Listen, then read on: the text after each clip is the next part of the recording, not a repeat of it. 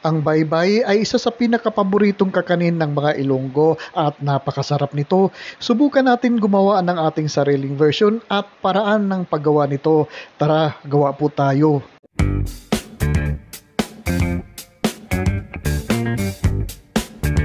Una po sa lahat ay huhugasan muna natin ng maigi ang ating 1 kilong bigas malagkit para matanggal ang mga dumi nito at agad nating i-drain ang tubig nito.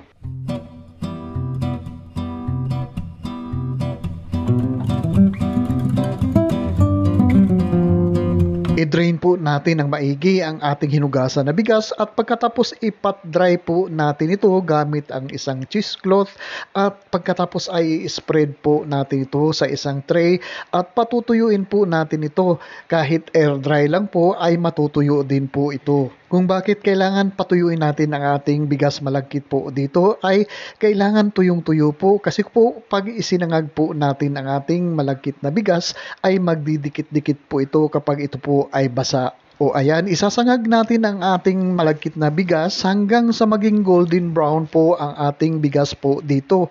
Ito po ay luto na po kapag golden brown na po ang kulay ng ating bigas maya-maya.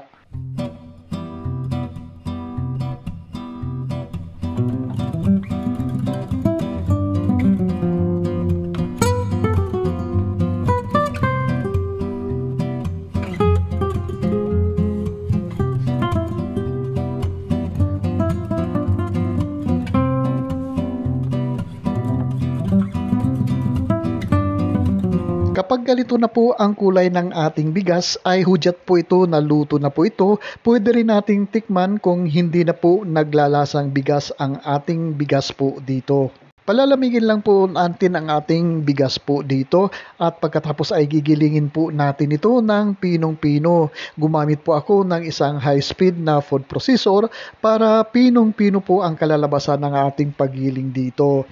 Kung anong paraan po ninyo magagawa ang paggiling ng ating bigas po dito, kayo na po ang bahala. Pero sa blender, medyo mahihirapan po tayo magpino sa isang blender lang po. At habang ginigiling po natin ang ating bigas malagkit po dito, ay special shoutout natin si Norma Reyes ng Bataan, si Laili Espinola ng United Kingdom, UK, si Jose Marie Auri ng Quezon City, si Margie Diestro ng Panitan Capiz, at saka si Arceli Angkla ng Surigao City. Maraming salamat po sa patuloy niyong pagsubaybay at pagtangkilik sa aking mga video recipe dito. O ayan, siguro pinong-pino na po ang ating giniling na bigas malagkit po dito, pero para sigurado padaanin natin ito sa isang strainer para sigurado po tayo na walang buo-buo ang ating giniling na bigas po dito. Ngayon naman po ay luluto natin ang ating kinayod na niyog kasama ang asukal at iba pa. Ito po ay para mahaba ang shelf life ng ating bayi-bayi. Pwede naman hindi iluto kung kakainin lang natin agad ito. Dito mas maganda sana at mas masarap kung kinayod na buko ang gagamitin natin dito. Pero kung wala tayong buko, pwede na rin ang kinayod na niyog po dito. Basta iluluto lang po natin ito ng ganito.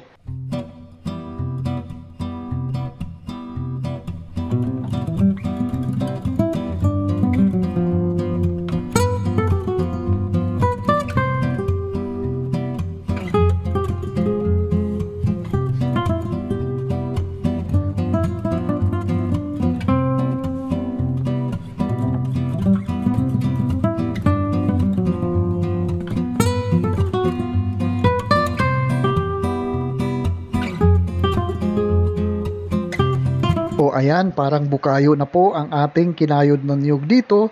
Kapag umabot na ng 3 minutes, 3 to 5 minutes ay pwede na po ito. Ito po ang pwede natin gamitin sa pagbayo ng ating baybay po dito. Kapag wala po tayong lusong, lusong po ang ginagamit sa pagbayo ng ating baybay dito.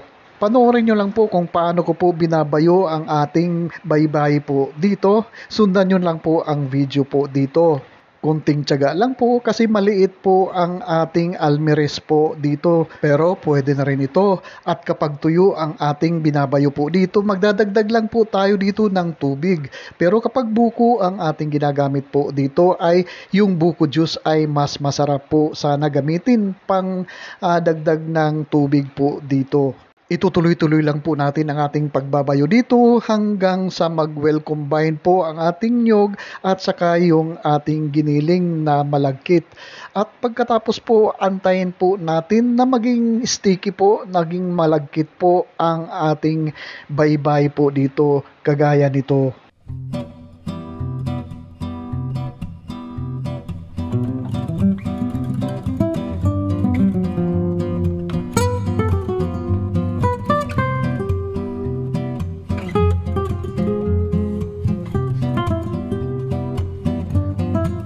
Napagod na rin ako sa paggamit nitong maliit na almirez po dito. Gumawa na rin ako ng paraan kung paano ako makakapagbayo ng mas marami po dito. Ganito po ang aking ginawa.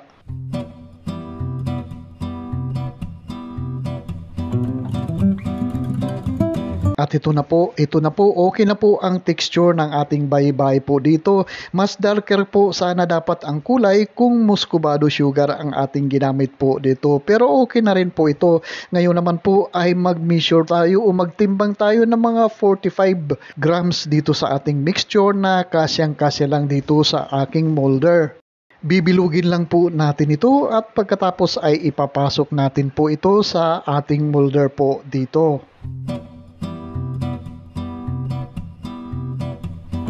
Isang mooncake molder po ang aking ginamit po dito para mas maganda po ang design ng ating baybay kapag ito po ay nagawa na po. Pero pwede naman po bilugin at saka i-press ng konti. Maglalagay lang po tayo ng parchment paper sa ilalim para po hindi magdikit-dikit kapag ating isinalansang ating baybay po.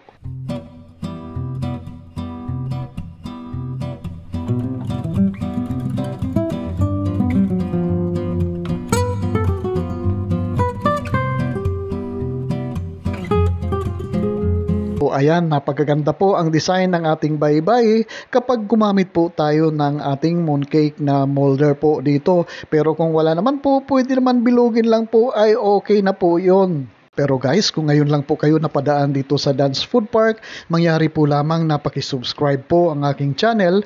Pakiclick lang po ang subscribe button sa baba at pati na rin ang notification bell para palagi po tayong updated sa ating susunod na mga video uploads.